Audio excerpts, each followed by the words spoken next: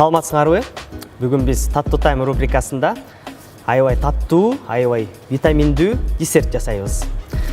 Бүгүнкү биздин десертке дүкөндөрдө сатылуучу быштак керек болот, жемиштер керек болот. Бүгүн биз шабдалы, апельсин жана алманы колдонобуз. Майдаланган печенье керек болот жана мармелад керек болот. Анда эмесе, достор, баштайлы.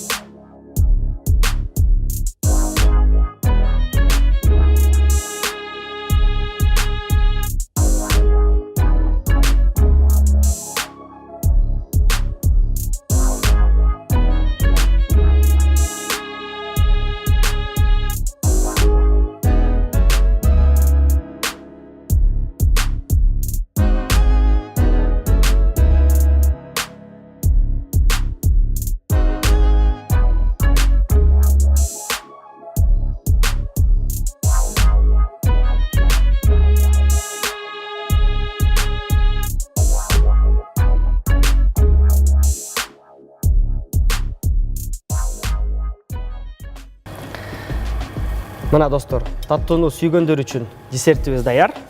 Күнүңүздөр көңүлдүү улансын.